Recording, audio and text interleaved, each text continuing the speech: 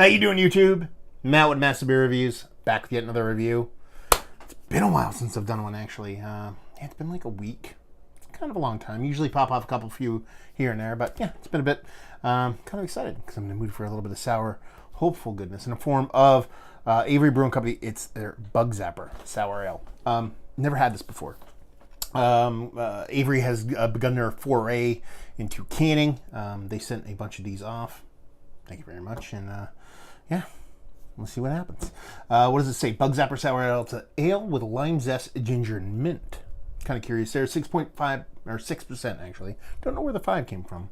My brain. Percent alcohol by volume. Electric Lively Bite. Brewed and canned by Avery Brewing Company, Boulder, Colorado, and that'd be that.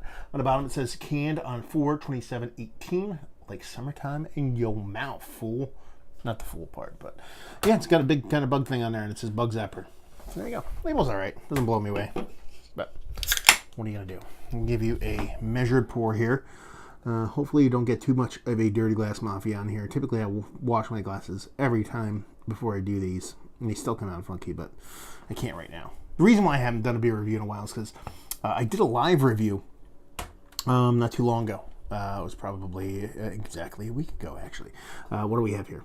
Rich golden, kind of pretty aggressive carbonation, index finger just off white head, decent creaminess on top, and pretty uniform bubbles. But I did a live review of Hill Farmstead beer, and immediately right after that I ended up like spraining the living shit out of my ankle. So yeah, I was kind of like, okay. Not because I was ripshit drunk, it's just I live on a farm and there's gopher holes. What are you going to do?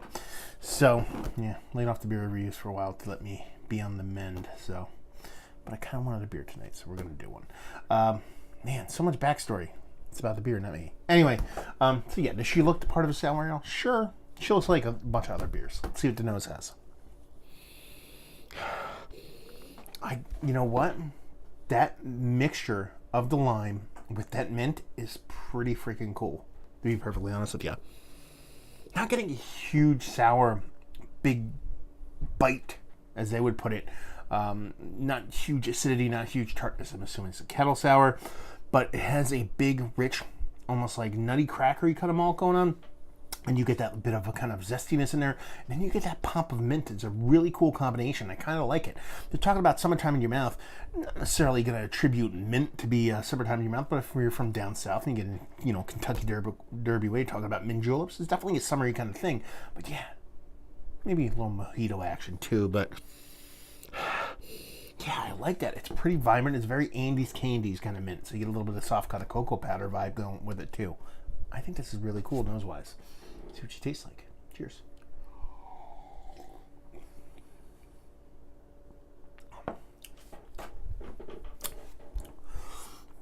Yeah, it's the ever so slightest bit of tartness. I mean, you're really towing the line here as far as being a sour ale. It's more of like a kind of slightly funky Belgian golden ale kind of vibe as opposed to kind of sour, but we'll allow it. You get that nice kind of rich maltiness I talked about, that kind of crackery. I was gonna go crackery nutty kind of here, and it's nice. It's rich. It's tasty. You get that bit of kind of that zestiness, slight berry vibes on there too. Maybe that's more like kind of ginger with that lime zest kind of make me think that. But the mint is the star of the show here. Maybe I should retract that. It's not the star of the show. It's one of the more interesting components of the show. It's not that like it's in your face and just slapping you across the forehead, the big, huge kind of mint leaf, but it's such a unique kind of flavor to get in a small little tart, little kind of fun little beer like this that it's kind of just stands out in a really kind of fun way. I like this. It's not a session beer for me. That mint, I think, would weigh heavy over time, but as like something to kind of dive into in a mix of beers throughout a session, which is pretty much what I do. I mean, if I'm going to drink beers, if I buy 4-packs of beers, I'm usually reserving a bunch of different beers for, okay, I'm going to have a couple beers tonight. They're all going to be different.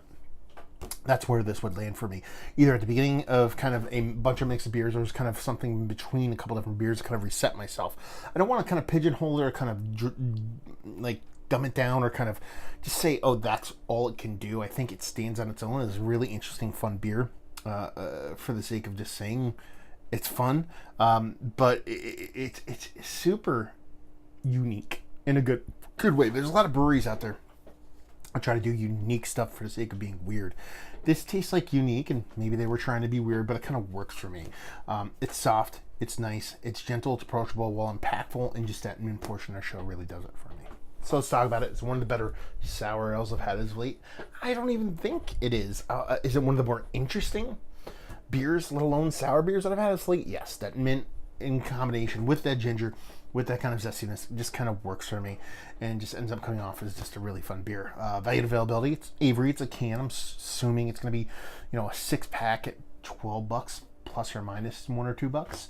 Value, well, I did that, and just leave it with, if you like, what will you like this? If you like mint in your drinks, whether it be like a mixed drink or even beer. I mean, typically mint is reserved a lot for kind of imperial stouts, but that's been a thing, for past couple of years, people taking disciplines from big, huge stouts and kind of throwing in at smaller beers, whether it be barreling, whether it be adding adjuncts, whether it be all that kind of stuff. So I think it really works here. I think you could see somebody getting kind of crazy with mint and going a little bit too weird, but yeah, I like it. I dig it. I think it's fun. It's worth trying. So there you go. Another review in the books. Hopefully you guys enjoyed it. Down there if you want to talk about it. Massive Beers, type that into Google. See me doing the social media stuff. Beer Massive, type that into Google. See me doing the whole podcasting stuff. And hopefully you guys enjoyed the review. Hopefully enjoying a nice little tart mint ale right now. And hopefully see you next time. Cheers.